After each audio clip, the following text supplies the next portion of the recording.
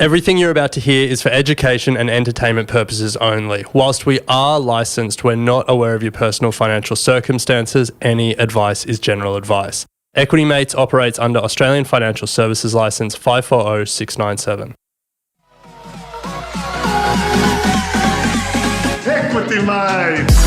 I will say this about investing. Everything you do learn is cumulative. What I learned at 20 is useful. Welcome to Equity Mates Investing, a podcast where we explore what's possible in the world of investing. If you've just joined us, welcome. My name is Bryce, and today we're looking at what on earth is going on with Boeing. We're answering a community question about compounding, and Speccy Magee returns with an update on the Speccy market. To chat through it, as always, I'm joined by my equity buddy, Ren. How are you? I'm very good, Bryce. Very excited for this episode. We have a lot to cover, and to pull back the curtain, we've just come off 8 hours of audiobook recording. Yeah. It's a big week for us here. So if our gusto is low... Or if our voice goes... Yeah, that wouldn't be good. Because we've got 2 more days of audiobook recording after this. 2 out of 4 done. They think this is for the first book, Get Started Investing. So for those of you who haven't bought it and are holding out for the audiobook, great news, it's coming. yeah, it's been a long 3 years, but it's getting there. Yes, 380 pages in roughly 20 hours. That's the expectation from the producers. So it's been a lot of reading, but Ren, it doesn't stop the Equity Mates train. It reminded me, it's a pretty good book. It's worth picking up. Yeah. Kudos to the authors. Yeah. But yes, as you were saying, the content train doesn't stop, and the content train is pulling into a station near you, at least if you live in Sydney, because we are going live, our Ask an Advisor live on the 10th of April at the Chauvel cinemas. Yes, it is going to be a night to remember. We're bringing in one of Australia's best financial advisors, Glenn Hare from Fox & Hare, to sit down and do a live podcast with him and to give you the opportunity to ask any money or investing question that you might have. We're going to be covering super, we're going to be covering cost of living crisis, mortgage repayments, investing strategies, you name it, we'll be covering it. So come and join us on the 10th of April. Tickets are available at equitymates.com/events. We cannot wait to see you there. Yeah. Now, Bryce, it's been a big week, so hit it. News and markets. All right, Bryce, well, we've got to start here in Australia, and the Reserve Bank of Australia has come out with their latest cash rate, and probably not a surprising result. Kept it steady. Kept it steady. 4.35%. Yes. As expected, at least you and I expect this. What? I mean, yeah, sure. Well, I mean, some people are expecting that they start cutting pretty soon, but I think our consensus here at Equity Mates HQ is that that's not coming. Yes. So look, 4.35% overnight as well.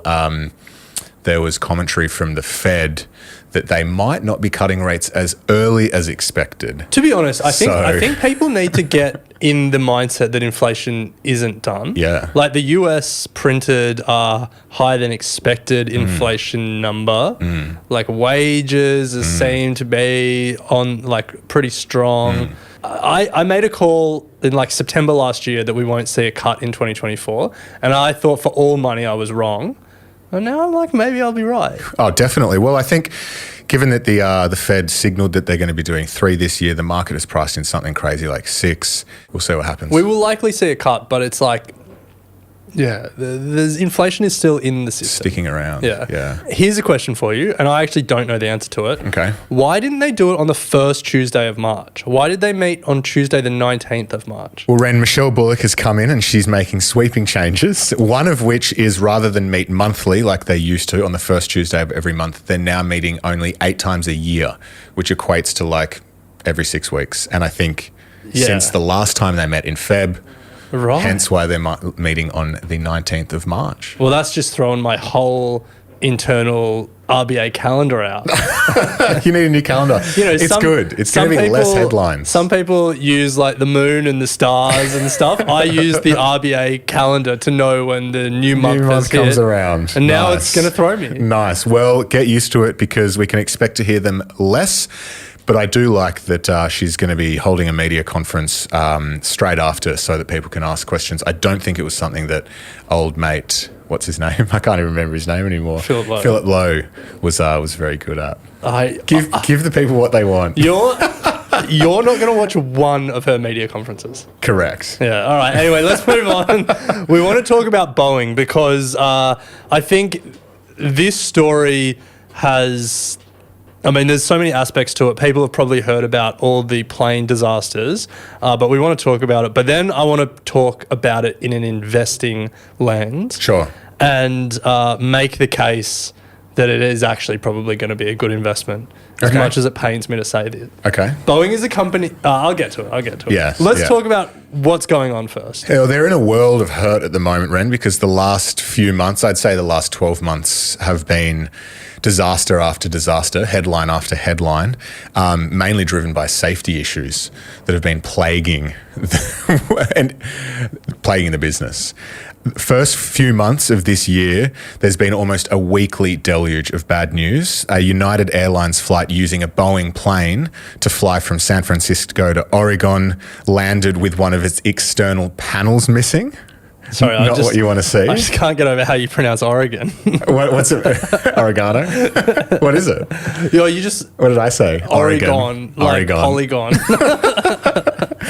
Ren, focus on the story. Yeah, okay. In January, a door plug flew off. Yeah, there's a lot of... Let's rip through these. Yeah, a door plug flew off, which led to door plug gate, where the Alaska and United Airlines inspections found at least 5 more 737 Maxes with loose door plugs. Yeah. And I think these are the doors, at the back of the plane when you're waiting for the bathroom and you're like, well, imagine what would happen if I ripped this emergency door right now. In March, a 265-pound wheel fell off a Boeing 777 after taking off, smashing through a fence into several cars in a nearby parking lot. Yeah. This one, I wasn't sure if it was really a Boeing's fault incident, but at least 50 people were hurt when they were on a Boeing 787 where the plane experienced strong movement. So they came out afterwards and said that a flight hostess accidentally hit a button while serving a meal to the pilot. Oh, okay. Jeez, that's... I know, gone. That's precarious. Yeah, okay. I don't think we can blame Boeing for that. No. Maybe they should make the drop in case of emergency button. A bit further away from... Anyway, but then there's been a number of incidents that clearly are Boeing's, attributable to Boeing, a number of engine fires. There was one in January in a Boeing 747. There was one in March where flames shot out of an engine mid-flight on a Boeing 737. There is a long list of safety issues really in the last few months, and it echoes back to a couple of years ago when there were all those issues with the 737 Maxes. And literally there were plane crashes as a result. Yeah. Like Boeing and safety are two things that don't seem to be going well together. On top of all of this, if we go down the conspiracy rabbit hole, there's this dead whistleblower. I know. Oh, this is crazy. Yeah. It was due to testify against Boeing's safety record or something along those lines. Found dead. Yeah. 63-year-old. In very suspicious... Well, the family think it is under very suspicious circumstances. Yeah. So that is Boeing. There's clearly problems. There's clearly a problem in their safety and culture that need to get sorted out. The share price is down 29% year to date. Now, fun trivia fact, it's not the worst performer in the S&P 500. Do you want to guess who is? Oh, no. Okay, well then I'll keep going. It's Tesla. Okay. Tesla is down 30%, and that's even after a recent little bump because they announced they were going to raise some prices. But yeah, Boeing has had a shocker of a year. Boeing is also a company that gives me the ick in some ways. Yeah. Do you remember there was a few years ago, this was pre-COVID, we spoke to Jesse Felder, and he spoke about these... He had an acronym for it, but these companies of financial engineering that were just borrowing huge amounts in debt to buy back heaps of stock. It was like them, Caterpillar, a few others. It strikes me as a company that has been very focused on its financials rather than its product. Safety. And that's me as an outsider, not making any allegations. But as a company, it's always like you want your company to really be focused on product. What it's meant to do. Yeah. Building long-term sustainable value by building great products rather than building short-term shareholder value with financial engineering.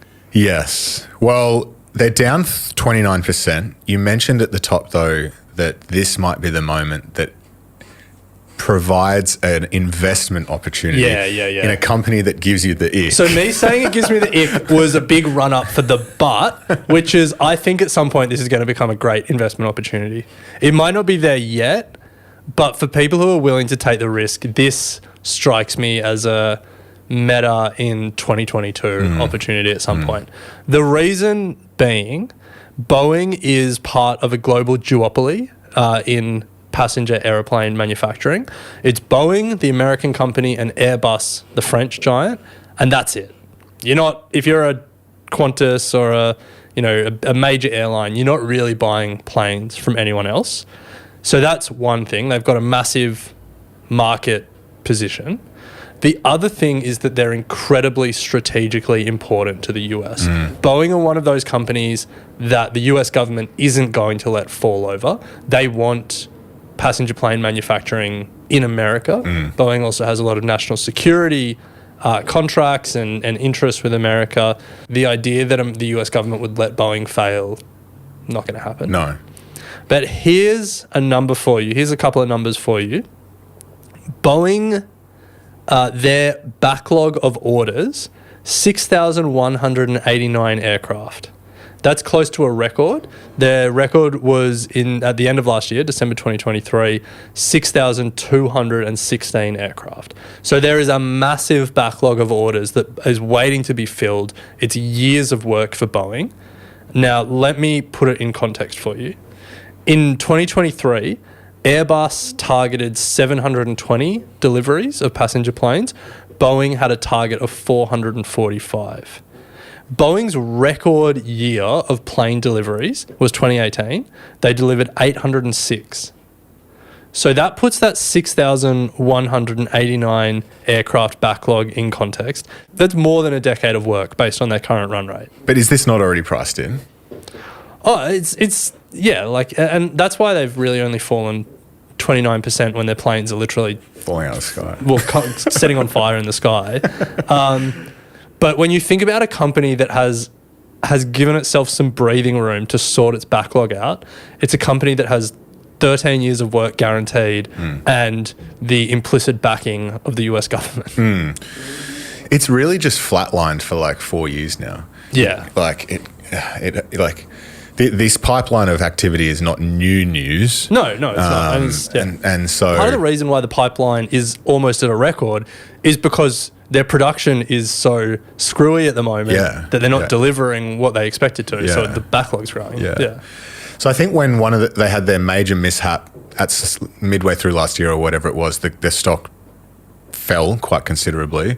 And I think it had a bit of a run up, but I think now it's fallen back down to that pre-level. So yeah, it is an interesting one, and it's one that thought about doing it for stock of the year, but I don't think this is the year that it's still got a lot to work out. No, so the 737 Maxes started falling out of the sky in like 2019. Yeah. And the share price fell considerably. Like almost 70%. Yeah. And then it kind of has just flatlined from there, right? Yeah, it recovered a bit, and then it's fallen a bit with the new safety issues. It recovered almost 100% in the bull market of 2021. Then it crashed again. Pun not intended. Yeah. It fell 50%, risen 50%, now it's fallen again. So it's been pretty volatile. But yeah, it's like... It's not going anywhere. Am I confident that Boeing's going to be here in 30 years? I'm pretty confident. I guess Will I have made money on the stock? Two. I don't know. What's Airbus doing these days? Is it even listed? Yeah, it's listed over in France. Up 15% year to date. I mean, nothing crazy, like up 40% in the past 5 years. Definitely outperformed Boeing. Yeah. Considerably. Yeah. Yeah, anyway, so nice. I think that's... well, watch this space. They've got work to do, that's for sure. Yeah. I mean, it's a classic example of like people who are brave enough to take the risks on unloved stocks sometimes pick big winners. Like Meta's up 350% since November 2022. The question is whether this will be one or if it will keep falling or flatlining. But yeah, it's not a company that's doing well at the moment. No. All right, Ren. Well, it's time for... Let's ask the community. Community question. Okay, well, this question comes in from Alicia via email. If you want to ask your question, go to equitymates.com/contact. You can ask us a question. We can get your question answered by one of Australia's best financial advisors. But Alicia asked, I always hear that compounding is the 8th wonder of the world, but no one ever really explains it. Can you actually explain why it's such a wonder? Nice. Bryce, why is compounding good? If you've just joined the show and you're wondering what on earth compounding is when your money grows at a consistent rate year after year after year after year and exponentially grows your wealth or exponentially grows whatever is growing. But in this instance, we're talking about our wealth. So think back to your general maths at high school where you would do linear growth, which is, an example is saying 6 plus 6 plus 6 plus 6 is 24. Whereas exponential growth or compounding is the same as saying 6 times 6 times 6 times 6. Yeah, what is it? Which is, can't do it on the top of my head. 1,296. There you go. So in simple maths terms, that's an example of how the compounding year on year gets exponential growth. And so this is why it becomes so powerful, because when you extrapolate this over a very long period of time, you start to see your wealth just grow exponentially. Yeah. And this is how, Warren Buffett is a classic example of this, has been investing for almost 70 years now. And the bulk of his wealth has come in the last decade or so. Yeah. We had a look at it actually in the first book, Get Started Investing, and it's something like 99% of Warren Buffett's wealth has come after the age of 50. I think at the age of 50, he was worth 100 million. Now he's worth 100 billion. And the reason that compounding is the 8th wonder of the world, the reason that it's so powerful is you're not just making money on your initial investment, you're making money on all the previous money you've made. And that's why over the long term, as you make more and more money and then that money starts making money, you can start to get really incredible exponential returns. Yeah. Now, we've pulled out a few examples to try and, I guess, illustrate the numbers behind compounding, a few examples to sort of bring it to life. Because it is actually really hard to comprehend when you start off investing the power of this over 40 years. So I think putting numbers to it is a good idea. Yeah, okay. So here's my first example. If you invested $200 a month for 30 years at 10%, you would have $456,000. Nice. Can't complain with that. If you extend that 10 years, so you go from 30 years to 40 years, it's not linear growth. It's not like, you extend the timeline by a third, so you add a third more to your money. It's exponential. That extra 10 years takes your return from $456,000 to $1.275 million. Nice. An extra third of time triples your result. Throw on another 10 years and you... I know. How about this one? So if I leave investing late, if I am trying to play catch up and I only have 10 years until I retire, if I invest $1,000 a month for 10 years at a 10% return, I end up with about 200 grand, which, not bad. You've turned $120,000 invested into 200 grand. If I double that timeline, so if I go to 20 years... So I don't have to play catch up as much. I've got a bit more time. How much would I need to invest each month to get that same 200 grand? That's the question? That's a question for you, yeah. So you double the timeline. Double the timeline. So you're saying $1,000 a month for 10 years at 10% gets you 207. But if I'm saying I'm investing for 20 years, how much would I need to invest each month to get 200K? Nowhere near 1,000. Well, yeah, obviously. I'm going to say... $50 a month? No, that's crazy. That's crazy. So your mind initially, like if you're thinking linearly, you would say, well, if you double the timeline, then I halve the amount I need to invest. So rather than investing 1,000, I would invest 500. That's sort of like first instance response. But that's not thinking exponentially. You actually can just invest a quarter of what you would do. Okay, nice. $260 a month rather than $1,000 a month gets you there. So you double the timeline and then you can just quarter the amount you invest. Which is why we say get started as early as possible. Yeah. So again, it's this exponential growth the longer that you give it. Here's another example to try and illustrate it. So if you invest $100 just once, you invest $100 for 10% a year for 5 years. Yeah. You'll have $161. Okay. So you'll multiply your money by 1.6 times. Yeah. If you invest that for 10 times as long, so 50 years rather than 5 years, again, if it's just linear growth, rather than 1.6 times your money, you would get 16 times your money. You're 10xing it. That's not the case.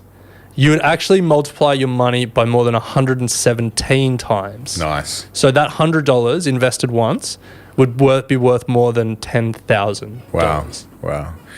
Well, this is certainly illustrating the effect of compounding, but I think it's also illustrating the effect of compounding over a very, very, very long period of time. Hence why I reckon every week we say, no matter what you want to start with, getting started right now is going to make a significant difference to your portfolio over the next 40 years. 100%. Well, why don't you close it out with some actual real-world examples of how this has worked over time? Okay. So if you'd invested $1,000 in Australia in 1980 in the All Ordinaries total return, by 2019, that $1,000 would be worth $71,800. Not bad. Not bad. If you'd invested that $1,000 into the US markets, the S&P 500 total return, in the same period of time, by 2019, that $1,000 would be worth $86,984. Love it.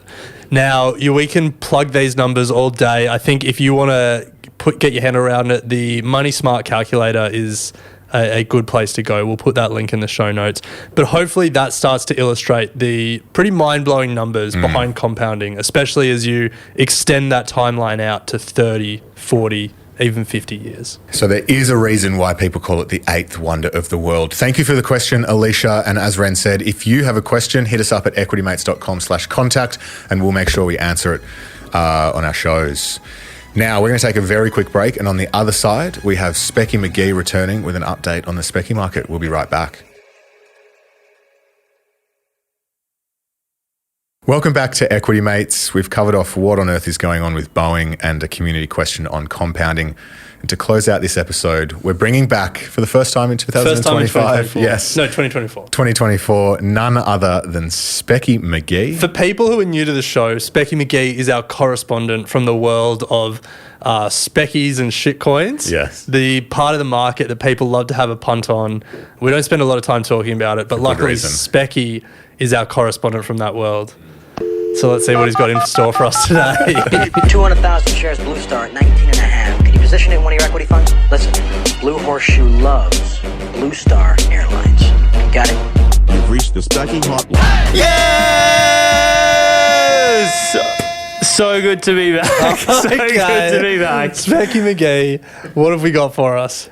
All right, how are we going, guys? Good. We're good. How are Good. you? Yeah, good, thanks. Good to be back finally. Last time you were dressed as a rocket ship, Yep. an inflatable rocket ship. Yeah. Now you're dressed as the Spaceman? spaceman Yeah, just who as an flies the rocket astronaut. ships. Okay. So we're off to the moon. So it's so good to be back on the show. All the Speccy Mageezers would be pretty excited that crypto is back as well. They would be. Yeah. Very much So good to be back. Like, you know, I mean, crypto's back. You've got Bitcoin and Ethereum, like both almost at all-time highs. But you don't worry about that Bitcoin and Ethereum. You're looking a bit higher up the risk curve. I am. But yeah, so they're both almost at all-time highs, which is good. So yeah, long-term listeners and Speccy Mageezers would know that I've actually picked 2 crypto picks in the past. Do you guys remember them? Banano. Got it. And It was the gaming one. Close. It's Seller Network. That was the one I outsourced to Fiverr. Oh yes, that's right. So like, you know, low impact pick. Yeah, exactly. I've done more DD this time. So, you know, with the whole crypto boom at the moment, you'll be pleased to hear that unfortunately they're still down, but they're not down as much. So Banano's down 7%, Seller Network's down 50% from the call. So, it just shows you still need to be calculated with your picks. Even in a bull run, a super cycle, you got to pick the right crypto, okay? That's right. So, any questions? No. No, we want to hear Yes. what's been coming across your Next desk. question, more like it. Yeah, okay. Next question. So the pick What's the I have course record? today, the financial advice I have today is... the pick for today is DogWifHat. Ticker Oh, yeah. DIF. Are you guys familiar with this one? Yeah, this has had a big run. Yeah, it's had a big run. It's on the Solana blockchain. All the Solana coins seem to be doing really well at the moment, including Solana itself. So over the last few days, there's been a bit of a cool off, but Solana is going strong. It's meant to be faster, cheaper, more secure blockchain than the alternatives. Yeah, there's a few other ones like Dogecoin is actually on its own blockchain. I did a bit of analysis between the different meme Nice. coins.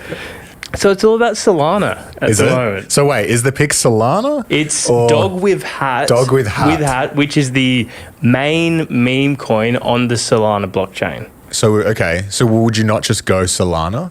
So for Nah, context, you want more gains. For context, You want more gains? Yeah. Okay. Hold on. For context, Solana is up like 600% in the Yes. past 12 months. Yeah. So they're pretty good gains. Yeah, Zooming. they're pretty good. What's DogWif up? Look, Solana is so good that Sam Bankman-Fried has been telling prison guards to get on Solana. Really? Did you guys see that? How's he still trading from prison? Or No, is he's he- just giving not? tips. He's giving tips. Yeah. He's giving tips, which is just a funny thing to imagine. Here's the question people are asking, Specky, is it too late? Yeah, that's my question. Is it too late? If Speccy Magee is talking about it, No. it's run 600%, dog with cat, whatever it's Dog called. with hat. Dog with hat. It's already run. It does feel a bit toppish, doesn't it? It Well, does. no, DogWifHat is down meaningfully from its all-time high. It was at 340 in... What, a week ago? No, a few days ago, and now it's at 240. Look, with all these fluctuations, I've still been sleeping like a baby. I've still been sleeping like a baby. I'll sleep for 2 hours, I'll wake up and cry. I'll sleep for 2 hours, I'll wake up and cry again. Nice. So DogWifHat is up 1,300% in the past year. It's going strong. It's going more than strong. 10 bags. Yeah, and the other piece of news, so the DogWifHat community came together and through Who's that? just like holders of the coin, Okay. collectively donated 700 grand to put the image of the token's sort of logo on the Vegas orb for a week. Oh, Did you yeah. see this? Yeah, the Is Las that what it Vegas orb. costs? 650 grand for a week. Yeah, For anything? But I think it cycles through other okay. brands as Yeah, well. yeah. Right. So they say that it's meant to go live on 19 April, so we should see some price action there. But I think this is the punt you want to take. If you're a Speccy Mageezer, you want to ride the Solana momentum. DogWifHat is what we're on here. Are you in? Absolutely. Can I ask for your take on another Solana meme coin that I've been hearing a bit about? Sure. Have you heard of Peng? I haven't heard of Peng. No. Oh, Tell me about mate, Peng. you got to get with Peng. Peng's the next DogWifHat.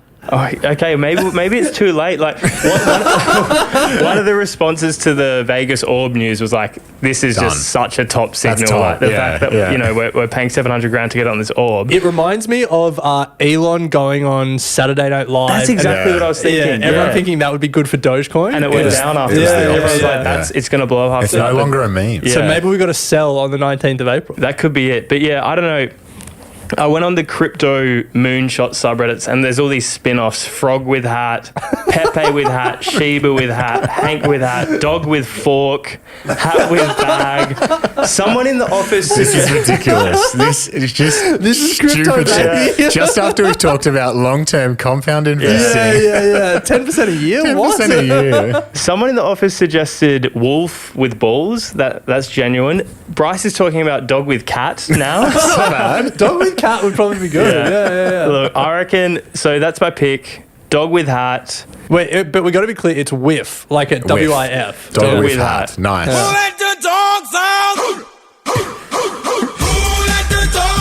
Nice one, Specky. Well, we're certainly going to the moon, coming in as an astronaut. DogWifHat. You've heard it here first. We appreciate you coming in, And looking forward to the next one. Thanks, Speccy. Cheers, guys. All right, well, let's have this music play us out. That brings us to the end of another episode of Equity Mates. Remember to pick up your tickets to Ask an Advisor. Rumours are Speccy Magee might be making a guest appearance. True. Depending on how DogWifHat's gone. Tune in tomorrow. We're speaking to Kerry Craig about all things portfolio construction and home country bias. We'll ask him where DogWifHat fits in that portfolio. But until then, thanks for listening.